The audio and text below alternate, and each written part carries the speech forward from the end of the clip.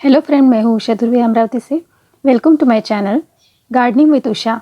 तो चलिए आज हम बात करते हैं फ्लावर प्लांट के बारे में, जिसका नाम है टोरेनिया। तो ये परमानेंट प्लांट है और ये बहुत ही लो मेंटेनेंस वाला प्लांट है।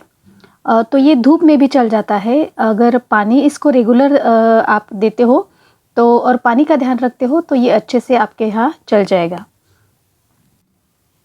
पौधा लगाते समय जो आप सॉइल मिक्स तैयार करते हो, उसमें जो फर्टिलाइज़र आप डालते हो, तो इसी से ये इसके लिए सफिशेंट हो जाता है। इसको बार बार फर्टिलाइज़र डालने की ज़रूरत भी नहीं होती। और एक दो महीने में, यानी महीने में एक आध दो बार भी अगर आप कुछ इसमें फर्टिलाइज़र डालते हैं, जैसे कि NPK 19-19 बैलेंस वाला फर्टिलाइज़र या DAP के 3-4 दाने, तो इस तरह इसको अगर फर्टिलाइज़र आप देते हो तो देखिए इसमें हमेशा फूल बने रहते हैं। इन खूबसूरत फूलों को देखकर तो कोई भी इसे अपने घर पर लगाना चाहेगा और अपने गार्डन में ऐड करना चाहेगा। तो देखिए इनकी ज़्यादा कुछ केयर नहीं करनी पड़ती, सिर्फ पानी का ध्यान रखना पड़ता है। और जैसे ही इनकी सॉइल ड्राई हो जाती है तो आप इसमें पानी दें, और ये इजीली कटिंग से भी प्रोपगेट हो जाता है। और इसे बार बार फर्टिलाइज़र डालने की ज़रूरत नहीं है। यानी जब आप इसके लिए सॉइल तैयार करते हो, जब सॉइल में लगाते हो, तो उसी में आप गोबर की खाद और जो भी कुछ फर्टिलाइज़र इसमें मिलाते वक्त डालते हो, तो वही इसके लिए सफिशिएंट हो जाता है। तो देखिए मेरे प्लांट कितने बुशी हो गए हैं। तो इनकी भी जैसे हम गुलदाउदी की या शेवंती की जैसी पिंचिंग करते हैं, तो उसी तरह इसकी भी हमें पिंचिंग करनी चाहिए। तो ये देखिए, ये जो भी मुरझाए हुए फूल है वो आप निकाल लें। आप किसी भी प्लांट के जो मुरझाए फूल होते हैं वो अगर निकाल लेते हो तो उसकी यानी उस पौधे की एनर्जी बच जाती है और वो फूल बनाने में वो अपनी एनर्जी लगा लेता है। तो इसलिए जैसे ही आपको वक्त मिलता है या आपको दिखता है, तो जो मुरझाए हुए फूल होते हैं उसे आप निकाल लें। तो देखिए कितने घने घने प्लांट है और कितने सारे फूल आए हैं।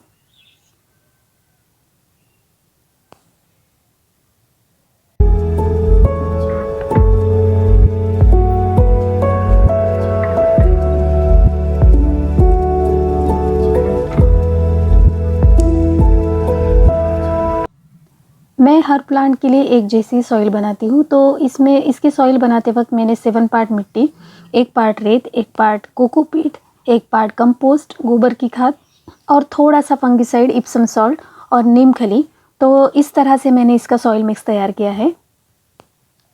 मैं हर एक पौधे के लिए ही ऐसा ही सॉइल मिक्स तैयार करती हूँ।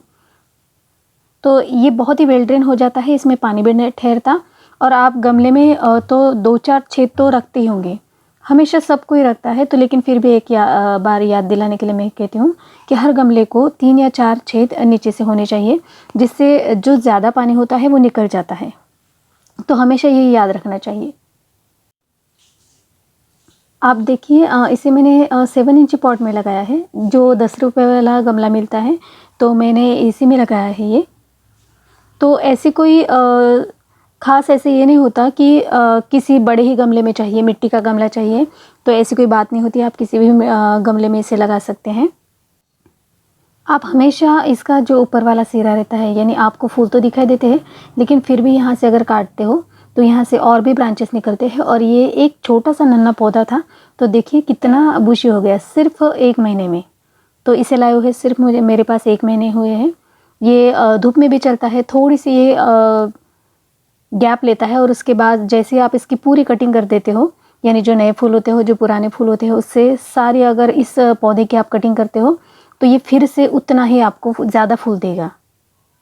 एक तरह से इसकी प्रूनिंग आपको करनी पड़ेगी, जैसे ही थोड़े फ्लावर कम हो जाते हैं तब।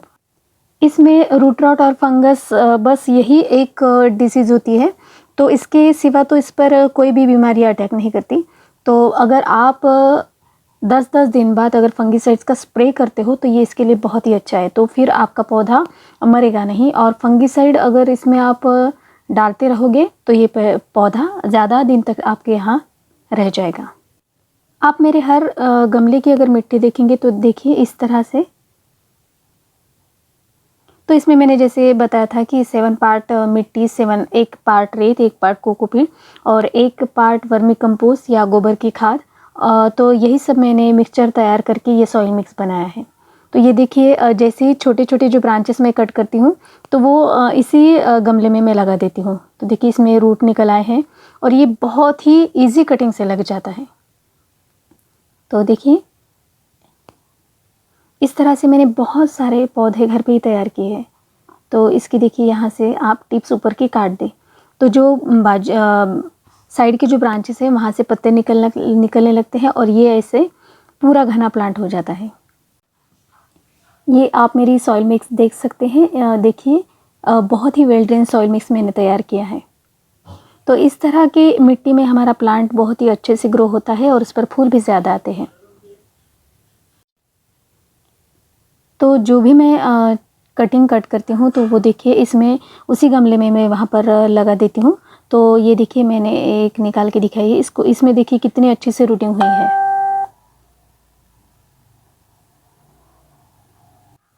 तो इस तरह आप भी बहुत सारे प्लांट तैयार कर सकते हो।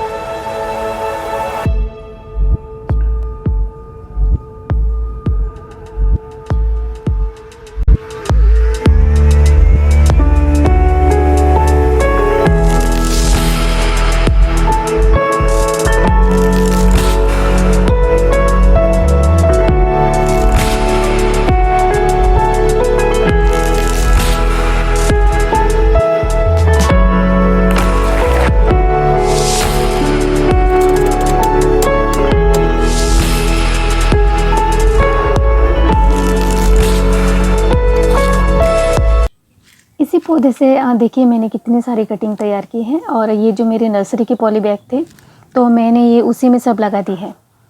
तो जो भी ऊपर की टिप्स होती है उसे आप काट दीजिए और बहुत ही इजीली प्रोपेगेट हो जाता है। इसमें आप रूटिंग हार्मोन ना भी लगाएं फिर भी ये लग जाती है और बहुत ही यानी 4 दिन के बाद ही आपको इसके रूट दिखाई देंगे। यानी हर बार आप अगर इसकी प्रूनिंग करते हैं तो ये ज़्यादा ही बढ़ जाता है और ब्रांचेस नए नए निकल कर ये पूरा घना हो जाता है। इसलिए देखिए फूलों के लिए हमें थोड़ा वेट करना चाहिए और जैसे ही आपको एक बार फूल दिखते हैं तो उसे आपको तोड़ देना चाहिए। तो इसी से आपका प्लांट बुशे हो जाएगा और एक ही प्लांट में देखिए कितना घना हो जाता है फिर। तो आपकी इच्छा तो नहीं होती, मन भी नहीं करता, लेकिन फिर भी इसे तोड़ देने चाहिए।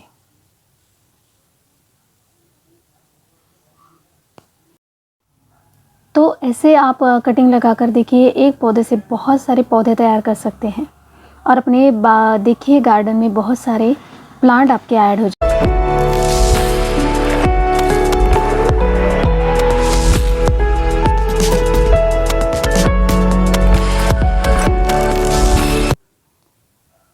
तो इस तरह देखिए आपके गार्डन में बहुत सारे प्लांट तैयार हो जाएंगे जैसे मेरे हुए हैं और फिर प्लांट की कोई कमी नहीं होगी। और देखिए इन फूलों को तोड़ना तो अच्छा नहीं लगता, लेकिन क्या करें, नहीं तो ये सिर्फ 1 या 2 ही ब्रांचेस निकलती रहती है और वो कुछ दिनों में टूट जाते हैं। यानी थोड़ी सी भी हवा आती है तो वो पौधा जो होता है वो पूरा टूट जाता है और फूल भी इधर उधर बिखर जाते हैं। तो आशा करती हूँ कि आपको ये टोरेनिया की जानकारी अच्छी लगी होगी। तो प्लीज़ मेरे वीडियो को लाइक और सब्सक्राइब ज़रूर कीजिएगा और फिर नए वीडियो के साथ आपको फिर से आपसे मुलाकात होगी। तब तक के लिए बाय बाय।